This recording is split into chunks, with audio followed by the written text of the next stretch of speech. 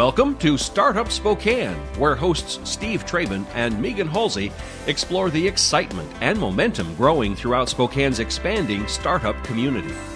Startup Spokane is a joint effort between Greater Spokane Incorporated's Startup Spokane, our friends at Well Dressed Walrus, and Spokane Talks Online. Now, here are your hosts, Steve and Megan.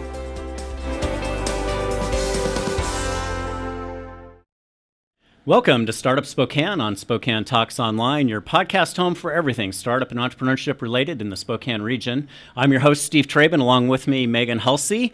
And Startup Spokane is a program of Greater Spokane Incorporated, and we're here to provide you with our region's story of entrepreneurship and educate you about the resources that exist in our region's ecosystem. We want to share ways for you to plug in and connect with those resources so that if you are launching or growing your business, you have what you need to be successful. We're really excited to have our guests here today. Megan, you want to introduce them for us? I sure do. One of our most important partners for Startup Spokane is, of course, our parent organization, Greater Spokane Incorporated. And they have a number of initiatives that they work with to help grow our region, both on the entrepreneurship and business side. And one of those programs that they work with is Vision 2030. And so today we're joined by two guests to talk about Vision 2030. First, I would like to introduce Stacia Rasmussen. She is the Vision 2030 Business Development Manager, and Frank Velasquez, Chair of the Vision 2030 Board. If you could both take a moment and introduce yourselves, that would be fantastic. Great. Thank you. My name's Stacia Rasmussen. I work for GSI as the Business Development Manager for Vision 2030. Been with them for about a year and have really enjoyed this particular career in my life. We are looking to develop Spokane into a very major hub, the region as well as the county and the city, into a life science hub, specifically around economic development, taking advantage of all of our great assets that we have here. Great. And Dr. V? So good morning, everybody. So Frank Velasquez, and I'm a physician by training and a physician executive by career choice for the last 15 years or so. So I'm the co-chair of Vision 2030, and prior to that, I was the CEO of PAML. Have been in all three worlds of academia, clinical, as well as the business side. And I'm looking forward to moving Spokane into a place of prominence in the life sciences, as I think we have a great opportunity based on the investments of many over the many years. So happy to be here today. No, that's great. And so let's jump into Vision 2030. Let's provide our listeners and viewers with some context for what it is and sort of the mission of the vision. When do you want to take that on? Simple baseline. Yeah. Well, it is actually, like Dr. Velasquez mentioned, it started many, many, many years ago. I would say we're probably the third or fourth iteration of this effort, all starting really with the university district development and creating that as a higher ed campus, and then focusing on the sciences programs of multiple universities that exist there. This effort of Vision 2030, the name implies that historical studies show that taking advantage of all of our healthcare systems and our life science industry has a huge economic impact for the area. And we are striving to achieve those goals by the year 2030, if not sooner. Fantastic. Yeah, and you want to just talk about, you can throw out the number. What is the goal? What is the economic impact goal for 2030? We actually are looking at up to a 9% increase in GDP by 2030, as well as about 9,000 new higher paying jobs in the area. So we've got two med schools here. We've got 7 colleges and universities within 75 miles of Spokane, an incredible medical district. Is this the nexus of all of those? Frank, do you want to talk a little bit about that? Sure. So I think, as Stacia mentioned, this is a continuum. And in order for you to be significant in the life sciences, you need education, you need health and medical education, and then you need an entrepreneurial spirit in the community, because the life sciences economic impact comes out of mainly research, discovery, and innovation that can be commercialized, which is really difficult to do unless you have all of the components that I already mentioned. So this community very intentionally and strategically for the last 20, 30 years has been building around that thought process that if we aggregate education on the life sciences or the health sciences, and the reason for that is because we have a very strong healthcare delivery core. Right. Now, if you look at Spokane, for our size, we have about 2.5 times the size of healthcare delivery that we need. But the reason why that is so is because we're a regional referral center. So we attract from surrounding communities and surrounding states. So we have between 2 and 2.5 million people that derive benefit from our healthcare services a year, which is much bigger than the actual population of Spokane. So the thought process was, can we build a halo using that and medical education into an economic engine? And that's where Vision 2030, as the third leg of this relay, comes in to move it to the place where we started the development, innovation, and commercialization that will lead to startups, newer companies, newer industries, critical mass, and that critical mass will become a magnet. That is the concept behind Vision 2030. That's great. Well So said. with Vision 2030, you guys said that you wanted to achieve a 9% increase in GDP. What was the starting point for that, and where are you today? How close are you to that goal, and what actions are you taking to move us further down that road? So actually, it's been an interesting journey for about a year and a half or 2 years now. And the reason why I say that is because first thing we had to define is what is that we as a community have skill sets and what is that we're good at. And what that basically means is not what we think we're good at, but how can we demonstrate quantitatively that we're good at something. So one of the first steps that we undertook in the last 18 months or so, we did a full inventory of companies, employees, research, patents, real quantifiable data that allows us to say in the community of Spokane, in the greater expanded community of Spokane, we actually are good at these 3 or 4 things, and we have the critical mass to demonstrate that we can grow that. So that in and of itself was a significant effort.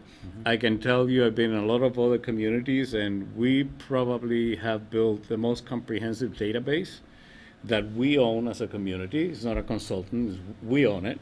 That allows us to really slice and dice data so we can at any point in time say, if we're talking about biomaterials, where are we? And we can tell you exactly where we are. So we have translated that into a number of segments that we're pursuing, and we're pursuing those segments in a very tactical way. As an example, we are headed to the Bio Conference in June, which is the largest life sciences conference in the world, at least in the US, but it's actually an international conference.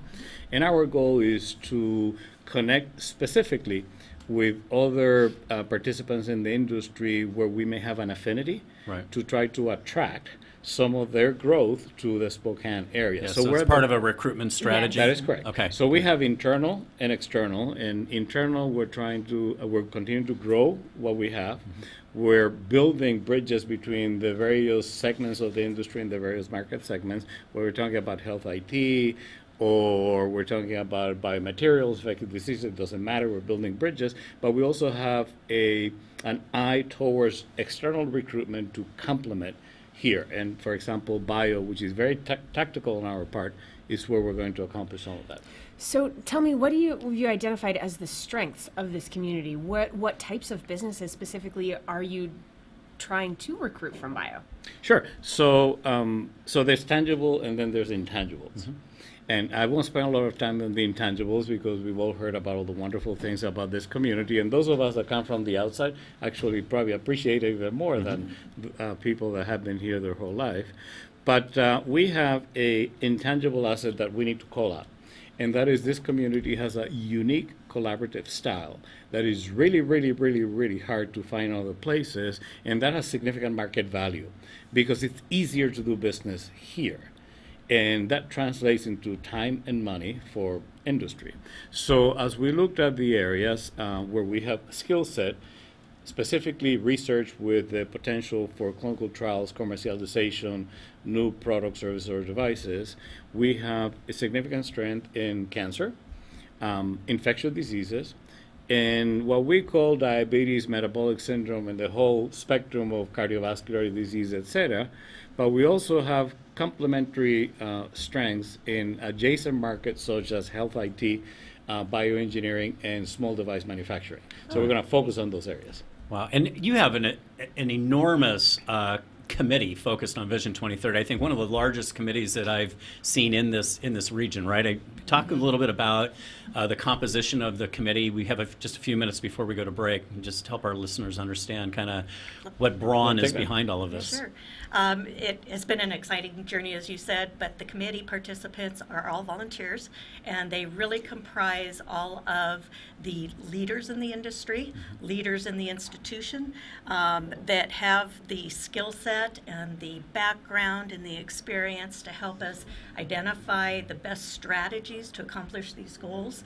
We really value their time. They all have full-time jobs, and they contribute as they can. We convene quite often. We have a governance structure that is approximately 20 individuals that meets once a month, and then 4 different committees that comprise the education. We have an infrastructure. We have a bioscience business development and research, and then we have the branding and marketing. There's crossover, as you can imagine, across all 4 of those committees. So we make sure there's consistency across them, all of which I'm hoping to fill that connection quite often.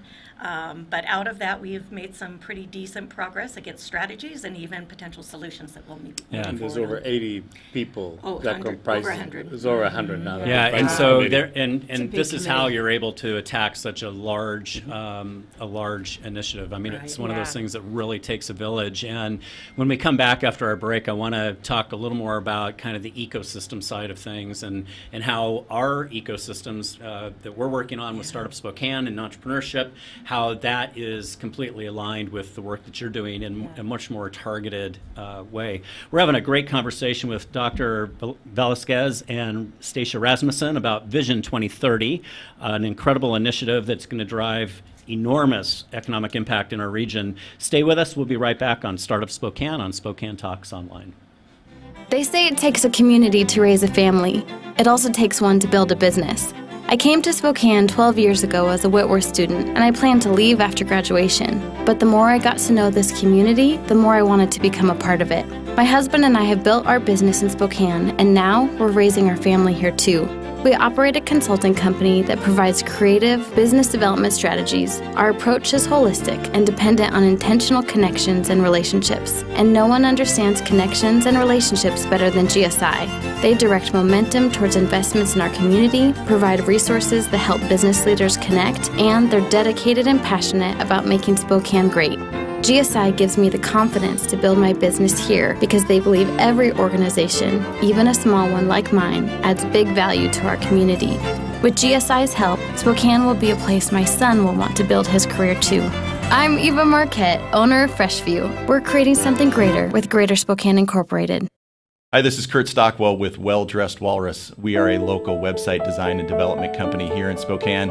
What we do is build beautiful, usable websites for local businesses. A website needs to be beautiful, it needs to be usable for your users, your customers, and yourself. Contact us anytime. We'd love to talk with you about your online marketing.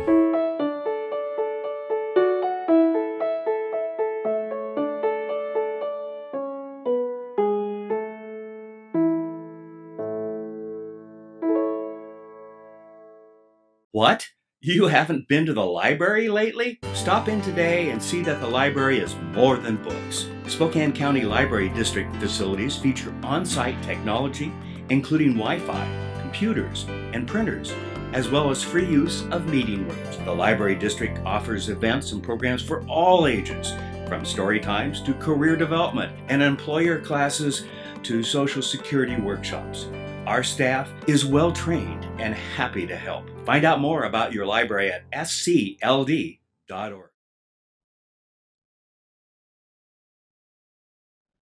Welcome back to Startup Spokane on Spokane Talks Online, where we're talking to Stacia Rasmussen and Dr. Frank Velasquez with Vision 2030.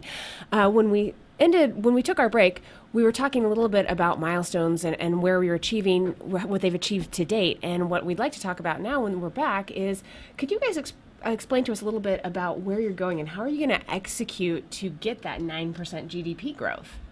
It's a big goal. It is. So, but maybe I'll start and you can.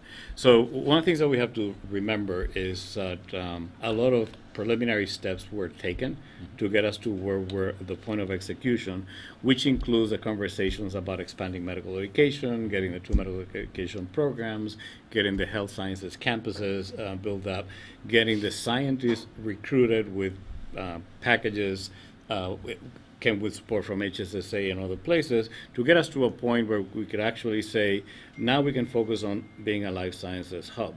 So every single month we have accomplished a different milestone, and without getting into a lot of the details, because when you have about 100 people working simultaneously, there's a lot to talk about. Yep. But what it boils down to, after at least a couple of friendly visits from communities that have been extremely successful, that have helped us validate our effort, we're ready to present to the outside world.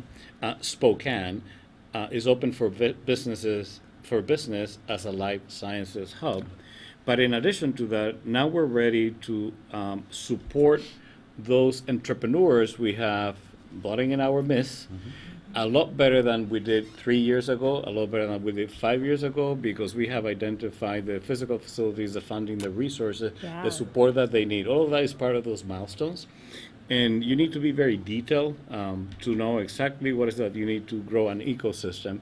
And again, without boring you with the details, because we have hundreds of thousands of data lines, we have accomplished all of that, which now allows us to say, we're open for business. We want you to be here. Right. And I would say this isn't all about recruitment, right? Nope. I mean, this is about growing our own because we have such a robust health sciences education system, this medical district that is larger than it needs to be. Research is occurring out of all of these places, right? So we have a lot of opportunity to innovate and commercialize right here in Spokane. Do you want to talk a little bit about some of the possibilities around that? So I think there are a number of contributing factors. We have several entities, organizations, and agencies that have been developed, like HSSA, Ignite Northwest, et cetera, that have been developed around this thought process, which now allows us to take a startup company and provide them with physical facility support and capital for that startup company to become the next billion-dollar company, hopefully. That's what we're all thinking about. But at the same time, by being able to aggregate some of this talent geographically, and I've always said that innovation needs a physical address, because you need to be able to point somewhere. By aggregating all of this talent around the university district and the growing other side of the bridge of the university district, you have scientists that perhaps were not aware of each other, talking to each other. We have scientists speaking with clinicians, clinicians speaking with engineers, engineers speaking with IT, et cetera, to have that halo effect of growth, which is the best way to actually develop an ecosystem. Targeted recruitment is helpful, but if you don't have that halo effect locally, which we have spent a fair amount of time trying to grow, you won't be successful because you can't parachute a company in a vacuum. Yeah. Correct. Well, and we've noticed from the startup side, a lot of that collaboration you're talking about, we're having a lot more of those researchers participate in startup events, wanting to learn more about alternative fundraising to go alongside hand in hand with maybe grants and things that they're receiving through HSSA and other partner organizations.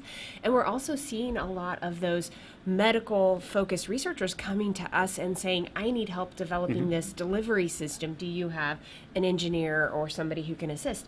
And so it's been a really, the growth and the expansion of that collaboration has been really rapid in the last 3 to 6 months, particularly. So it's been really exciting. Now, Stacia, I think you guys are in the process of kind of rebranding yourselves as well. Do you want to talk a little bit about what that looks like? You betcha. We are looking to move away from the name of Vision 2030. Vision 2030 is a great name. It kind of gives us our time frame of when we're trying to accomplish this, but it really doesn't say what we're working on, right? So We wanted it to be fairly straightforward. It is potentially just an interim name, but we wanted to communicate ourselves as Life Sciences of Spokane. Oh, okay. So we're going to okay, be great. kind of changing that reference with Vision 2030 still attached to that, since that has become quite the name of it's still the name of the GSI initiative, but Life Science Spokane is really the industry of our region. And it is also very important to understand we're trying to connect all of the dots of everything that's already here in that industry, as partnerships are all developing, as you spoke to, Megan, about everybody working together to achieve this. So it's more about connecting the dots and communicating that out of the entire industry. That's really exciting. So, who do you guys work with? Who do you see as leading the charge for that innovation hub that we need to build to make this an exciting place for companies to locate to? Do you have companies that you are working with that you think represent that initiative or goal? So we have, I can tell you that first and foremost, our academic institutions are really taking the lead in identifying the research, the researchers, and the innovation that they can contribute to and grow for the community, for this target. But we also have a handful, more than a handful of companies that are early stage, and some that are more mature, each one in different segments. For example, when you talk about health IT, we have a fairly mature segment, actually a very strong skill set. Right. When you talk about either biomaterials or others, we have 2 or 3 startups that we're working with.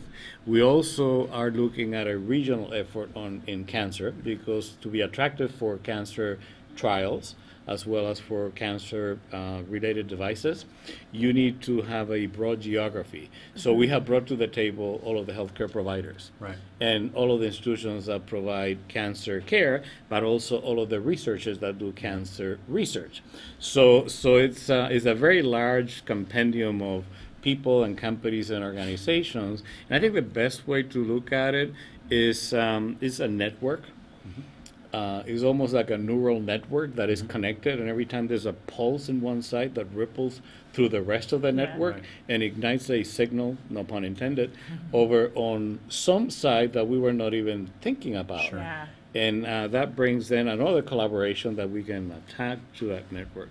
And our goal at Vision 2030, for some things we have led when it was necessary, for some things we convene, some things we collaborate, and some things we support. Example, we started with medical education. Well, now the medical schools need to lead, and we support them. Right. So, Frank, what needs or gaps have you identified in the ecosystem specifically for Vision 2030? Because I know that in health sciences, I mean, there are some specific areas that a general ecosystem may not be positioned to provide support with or in. So as we're working to create a sandbox of support in our region for any kind of company, are there specific needs or gaps that you've already identified that we need to focus on as a region to fill? Or so we've heard about 3 things that come up very often when we have these conversations, one of them being capital. And that's not uncommon. Actually, the fact that we have identified capital as a need is good, because it means we're growing and we're outpacing our availability of capital, which is actually a good problem to have.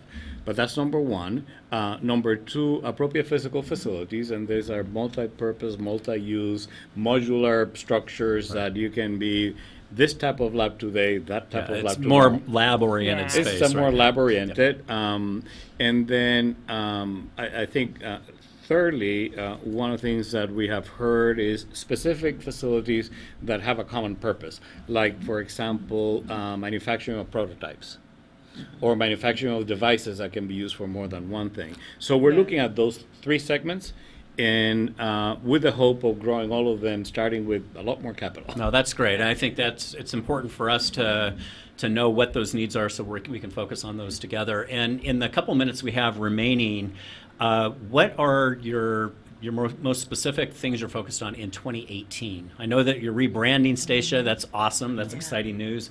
Other specific goals or milestones for this year? Well, the recent outcomes from a lot of this committee work has been, like I mentioned, the strategies and then proposed solutions. So understanding what some of those strategies are and the proposed solutions, I see kind of 2018 being, we're going to have kind of that same output from all of the committees, of which we want to aggregate all of those constraints, if you will, or challenges, and see if there's similarities across where there's overlap, where there's duplication, where there's gaps, and then be able to say which ones of these what solutions are going to solve the majority of those challenges across the board of the entire industry, and prioritize them. Then I see the next level really being, let's go back to the community and say, how do we want to actually task this work out and have it actually be accomplished step by step with those priorities in mind. Good. Yeah. Sounds like project management. Yes.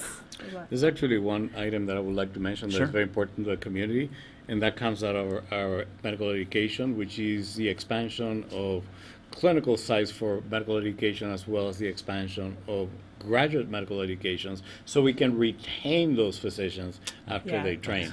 So that's one of those very targeted areas that we're working on. Thank you. Well, it's been a really exciting conversation with Dr. Velasquez and Stacia Rasmussen with Vision 2030, now branding as Life Sciences Spokane.